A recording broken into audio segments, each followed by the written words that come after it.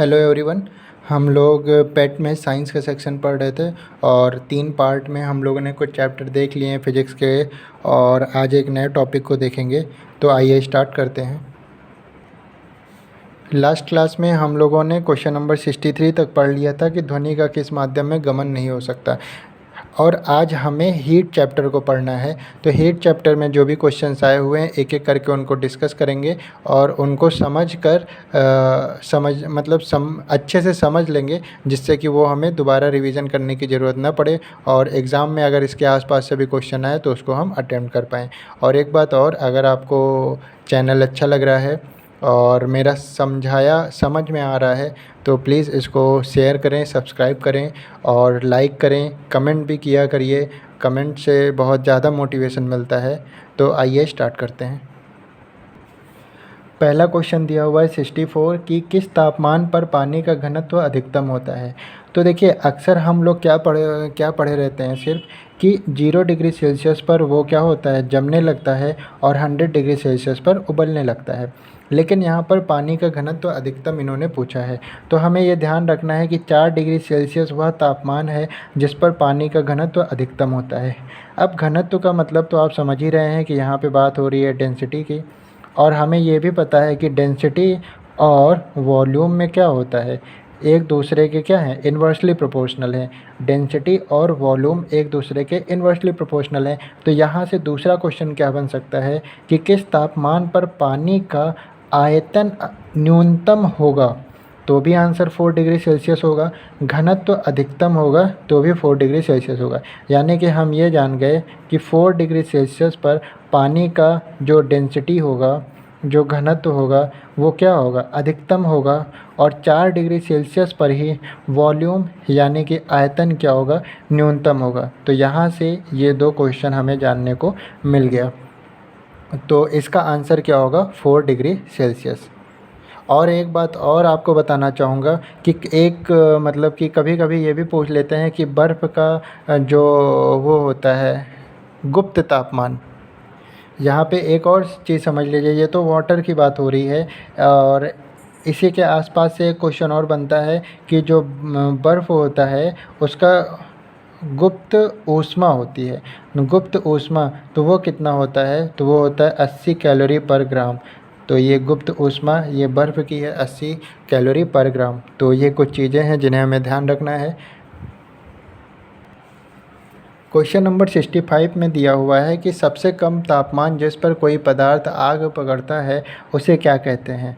तो देखिए, वह तापमान जिस पर कोई वस्तु आग पकड़ने लगता है वो प्रज्वलन तापमान कहलाता है। तो प्रज्वलन तापमान आप समझ गए होंगे। अब देखिए, गलनांक तापमान क्या होता है, जब कोई ठोस वस्तु गलकर द्रव में बदलने लगती है, जिस तापमान पे वो गलनांक ताप कहलाता है। जैसे अगर एक बर्फ़ का टुकड़ा है और अगर 0 डिग्री सेल्सियस से आगे बढ़ाने पर यह क्या होता है, पिघलने लगता है। तो अगर हम बर्फ़ के गलनांक तापमान की बात करें तो क्या हो जाएगा, 0 डिग्री सेल्सियस। 0 डिग्री सेल्सियस से वो क्या होता है, जल में परिवर्तित होने लगता है। तो गलनांक तापमान में बर्फ़ का गलनांक तापमान क्या होगा, 0 डिग्री सेल्सियस। क्वथनांक तापमान की अगर हम बात करें तो क्वथनांक क्या होता है, जब किसी द्रव का वह तापमान जिस पर कोई द्रव ठोस में परिवर्तित होने लगता है। जैसे अगर हम बात करें, यहाँ पे हिमांक की बात कर रहे हैं हम लोग।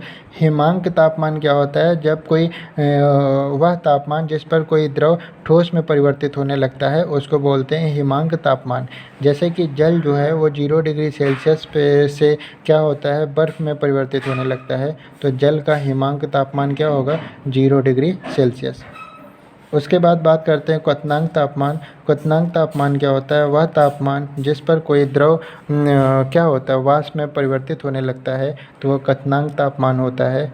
तो जल का क्वथनांक तापमान क्या होगा, वो 100 डिग्री सेल्सियस होगा। 100 डिग्री सेल्सियस पर वो क्या होता है, वाष्प में परिवर्तित होने लगता है। क्वथनांक के लिए एक पॉइंट और है कि जिस तापमान पर कोई द्रव्य का जो वाष्प होता है उस पर लगने वाला दाब उस द्रव की सतह पर लगने वाले वायुमंडलीय ताप के बराबर होता है, वह तापमान क्या कहलाता है, क्वथनांक तापमान कहलाता है। तो यहाँ पे 65 में बी ऑप्शन करेक्ट होगा। ये क्वेश्चन रिपीट हुआ था, पहला क्वेश्चन ही हम लोग ने यही किया था और देखिए क्वेश्चंस रिपीट भी होते हैं। शुद्ध जल का अधिकतम घनत्व किस तापक्रम पर होता है? तो हम लोग ने पढ़ा था 4 डिग्री सेंटीग्रेड पर घनत्व अधिकतम होगा और आयतन जो है वो न्यूनतम होगा। तो और ऐसा क्यों होता है? उसके मॉलिक्यूलर स्ट्रक्चर के कारण क्या होता है, 4 डिग्री सेंटीग्रेड पर उसका जो घनत्व होगा वो अधिकतम होगा और आयतन न्यूनतम होगा। तो यहाँ पे हमारा ऑप्शन नंबर सी करेक्ट है। मैंने आपको ये भी बताया था कि 100 डिग्री सेल्सियस पर वो क्या होता है, उबलने लगता है और 0 डिग्री सेल्सियस पर वो जमने लगता है। क्वेश्चन नंबर 67 में दिया हुआ है कि जब जल जमता है इसका घनत्व। देखिए अगर जल जम रहा होगा तो इसका जो घनत्व होगा वो घटेगा और आयतन उसका बढ़ेगा। लेकिन अगर कोई जल पिघल रहा है, जैसे मोमबत्ती है आपकी, वो क्या है, सॉलिड में है और आपने उसको जलाया, तो जलाने पर वो क्या हो रहा है, वो पिघल रहा है, तो वहाँ पर उसका घनत्व क्या होगा, बढ़ेगा और उसका आयतन क्या होगा, घटेगा। तो अगर मैं यहाँ पे, अगर यही क्वेश्चन है कि जब जल जमता है तो इसका घनत्व क्या होगा, घटता है और आयतन क्या होता है, बढ़ता है। लेकिन अगर मैं क्वेश्चन बदल दूँ कि जब बर्फ़ पिघलती है या जब मोम पिघलती है तो इसका घनत्व क्या होगा, तब ए ऑप्शन करेक्ट हो जाएगा, बढ़ता है। अगर उसी में मैं कह दूँ आयतन क्या होगा, तो वहाँ पे आयतन क्या होता है, बढ़ता है। तो ये 2 कंडीशन आपको याद रखनी है। काफ़ी अच्छे क्वेश्चंस हैं, यहीं से क्वेश्चन बन सकते हैं। नेक्स्ट क्वेश्चन की बात करते हैं। क्वेश्चन नंबर 68, नमक को बर्फ़ के साथ मिलाने से हिमांक क्या होगा, घटेगा, वृद्धि होगी, अप्रवाहित होगा या पहले घटेगा फिर बढ़ेगा? तो देखिए अगर आप नमक को बर्फ़ के साथ मिला देते हैं तो उसका हिमांक घटता है और उसका क्वथनांक बढ़ता है। तो ये दोनों चीज़ें आपको ध्यान रखनी है। हिमांक और क्वथनांक का क्या रिलेशन है? अगर नमक को बर्फ़ के साथ मिलाएंगे तो उसका हिमांक घटेगा लेकिन उसका क्वथनांक बढ़ेगा।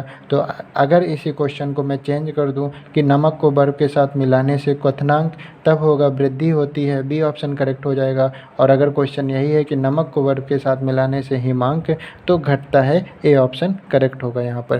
क्योंकि जो हमारा बर्फ़ होता है वो पानी में घुलनशील होता है और जब हम उस बर्फ़ में नमक मिला देते हैं तो वो क्या करता है, उसके तापमान को 0 डिग्री सेल्सियस से और कम कर देता है, जिसकी वजह से उसका हिमांक क्या होता है, वो घटता जाता है। क्योंकि आपको पता होगा 0 डिग्री सेंटीग्रेड पर और -10 डिग्री सेंटीग्रेड पर, -20 डिग्री सेंटीग्रेड पर क्या है, बर्फ़ और अच्छे से बर्फ़ जमी होती है। तो यानी कि उसका हिमांक क्या हो रहा है, घटता जा रहा है, जिसकी वजह से वो क्या है, अपनी स्टेट को बनाए हुआ है। और अगर वहीं आप तापमान बढ़ा रहे हैं तो वो क्या होगा, वो बर्फ़ पानी में बदलने लगेगा। तो यहाँ पे वही बात है कि नमक को बर्फ़ के साथ मिलाने से हिमांक क्या हो रहा है, घट रहा है। क्योंकि हिमांक घट रहा है तभी तो बर्फ़ पे आप नमक लगा देते हैं तो वो जल्दी से गल नहीं पाता है। क्यों? क्योंकि वो उसको 0 डिग्री सेंटीग्रेड के और नीचे ले जाता है तापमान को। और अगर आप ना नमक लगा रही है तो बर्फ़ तो पानी में घुलनशील है, वो बहुत जल्दी से गलने लगता है। तो यहाँ पे हमारा ए ऑप्शन सही है। और इससे आपने 2-3 चीज़ें और सीखी हैं कि अगर क्वेश्चन इसके आसपास से पूछने की कोशिश करेगा तो आप बता सकेंगे।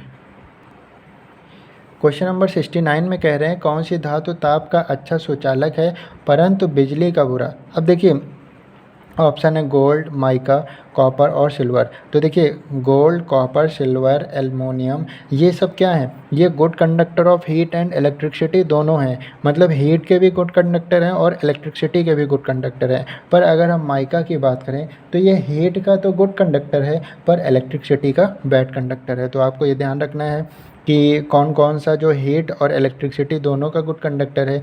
गोल्ड हो गया, कॉपर हो गया, सिल्वर हो गया, एल्युमिनियम हो गया। लेकिन माइका जो है वो हीट का गुड कंडक्टर है बट इलेक्ट्रिसिटी का बैड कंडक्टर है। तो 69 का बी ऑप्शन करेक्ट होगा। क्वेश्चन नंबर 70 जो कि लेखपाल का क्वेश्चन है और बहुत ही अच्छा क्वेश्चन इन्होंने पूछा है। 2 कांच के गिलास एक दूसरे से चिपक जाते हैं, एक के अंदर दूसरा, उसे कैसे अलग किया जा सकता है? अंदरूनी गिलास में गर्म पानी डालकर, गिलासों को शीतल जल में डालकर, बाहरी गिलास को गर्म पानी में डालकर, या ज़ोरों से पीट कर। तो देखिए कभी भी अगर दो कांच के गिलास एक दूसरे में चिपक गए हैं और उनको छुड़ाने के लिए हमें क्या करना पड़ेगा, बाहरी गिलास को आप गर्म पानी में डाल दीजिए। जब आप बाहरी गिलास को गर्म पानी में डाल देंगे तो वो चिपक पाए हैं किस वजह से, क्योंकि गिलास के अंदर सरफेस पर पानी रहा होगा जिसने उसको क्या किया है, उसको उसमें चिपका लिया है। तो जब आप उसको गर्म पानी से डालेंगे तो गर्म पानी में बाहरी गिलास को भिगोएंगे तो वो अंदर के पानी अंदर का जो पानी होगा उसको क्या करेगा, बॉईल करके बाहर निकाल देगा और गिलास आसानी से छूट जाएगा। तो बहुत ही अच्छा क्वेश्चन था कि बाहरी गिलास को गर्म पानी में डालकर हम दो चिपके कांच के गिलास को एक दूसरे से अलग कर सकते हैं। तो इसका ऑप्शन क्या होगा, 70 का ऑप्शन नंबर सी होगा और बहुत इम्पॉर्टेंट क्वेश्चन है। क्वेश्चन नंबर 71 में इन्होंने पूछा है कि बर्फ़ की गुप्त ऊष्मा क्या है। तो ये जब मैं पहला क्वेश्चन बता रहा था तभी आपको बताया था, बर्फ़ की गुप्त ऊष्मा होती है 80 कैलोरी पर ग्राम, ना कि किलो कैलोरी पर ग्राम। ध्यान रखिएगा, कन्फ्यूज़न देखिए, कन्फ्यूज़न ये ला दिए हैं, 80 किलो कैलोरी पर ग्राम भी दे दिए हैं और 80 कैलोरी पर ग्राम भी दे दिए हैं। तो हमारा आंसर होगा 80 कैलोरी पर ग्राम। तो बर्फ़ की गुप्त ऊष्मा क्या होगा, 80 कैलोरी पर ग्राम। ये आपको याद करने की ज़रूरत है, इसमें ऐसा कुछ समझाने वाला नहीं है। एक बार फिर से रिवाइज़ करा देते हैं। 4 डिग्री सेंटीग्रेड पर ही क्या होगा, डेंसिटी अधिकतम होगी और वॉल्यूम न्यूनतम होगा। ये वाटर की बात हो रही है और ये बर्फ़ की बात हो रही है। तो इस तरह से क्वेश्चन नंबर 71 का बी ऑप्शन करेक्ट है। क्वेश्चन नंबर 72 में इन्होंने पूछा है कि फ़ारेनहाइट स्केल में पानी का क्वथनांक है। देखिए अब एक का पूछा है तो हम सभी का बता देते हैं, सेंटीग्रेड का भी, केल्विन का भी, फ़ारेनहाइट का भी और आर का भी। अब देखिए इन्होंने फ़ारेनहाइट स्केल का पूछा है तो अभी आपको समझाते हैं। देखिए C-0/100 बराबर K-273/100 बराबर F-32/180 बराबर R-0/80।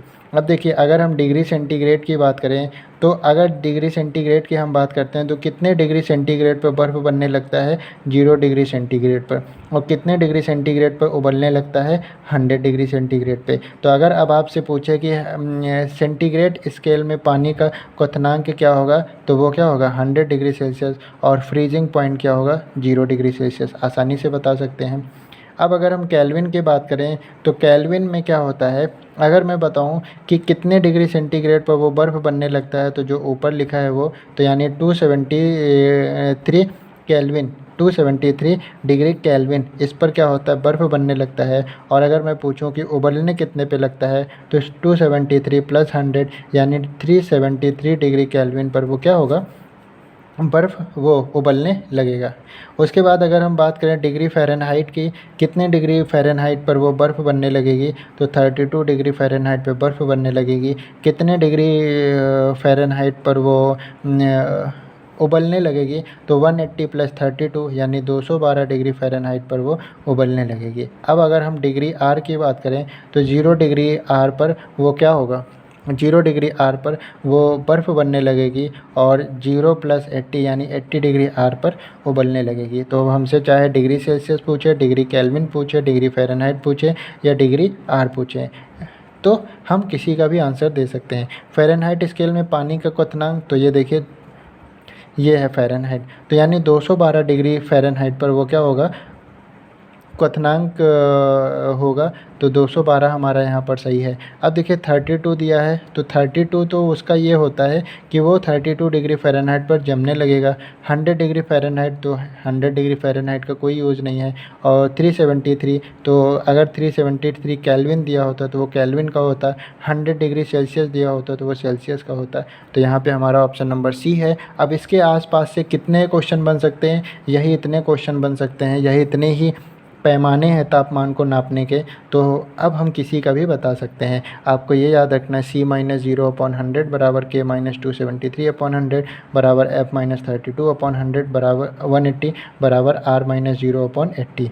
अब कभी कभी वो केल्विन और फ़ारेनहाइट को जैसे केल्विन में दे दिया, फ़ारेनहाइट में चेंज करो तो इसका यूज़ होगा। डिग्री सेल्सियस फ़ारेनहाइट का तो इसका यूज़ होगा। फ़ारेनहाइट और आर का तो इसका यूज़ होगा। तो यानी कि हम इसको कन्वर्जन में भी यूज़ कर सकते हैं। ये बहुत इम्पॉर्टेंट फार्मूला है, इसको आप ज़रूर याद करिए। नेक्स्ट क्वेश्चन पे चलते हैं। क्वेश्चन नंबर 73 में इन्होंने दिया हुआ है कि स्वस्थ मनुष्य का तापक्रम कितना होता है। अब इन्होंने सेंटीग्रेड और सब सेंटीग्रेड में दे रखा है। तो देखिए स्वस्थ मनुष्य का तापमान आपको डिग्री सेंटीग्रेड में भी पता होना चाहिए, डिग्री फ़ारेनहाइट में भी पता होनी चाहिए और डिग्री केल्विन में भी पता होनी चाहिए। तो अगर हम सेल्सियस की बात करें तो 36.9 डिग्री सेल्सियस, यानी हम कह सकते हैं 37 डिग्री सेल्सियस, और हमारा सी ऑप्शन करेक्ट हो जाएगा। तो स्वस्थ मनुष्य का तापमान अगर डिग्री सेंटीग्रेड में बात करें तो 36.9 डिग्री सेंटीग्रेड, यानी कि हम 37 बोल सकते हैं। फ़ारेनहाइट में अगर पूछ लेगा तो 98.6 डिग्री फ़ारेनहाइट, और केल्विन में पूछ लेगा तो 310 डिग्री केल्विन। तो इस तरीके से तो इतने ही क्वेश्चन आए हुए थे हीट से, तो हम लोग ने हीट चैप्टर को कंप्लीट कर लिया। अब हमारा नेक्स्ट चैप्टर स्टार्ट होता है लाइट, जो हम पढ़ेंगे अगले वीडियो में। तो इस वीडियो में जो एक चैप्टर कंप्लीट किया वो है हीट, और नेक्स्ट वीडियो में हम लोग क्या करेंगे, लाइट चैप्टर कंप्लीट करेंगे। तो थैंक यू क्लास, आज के लिए इतना ही।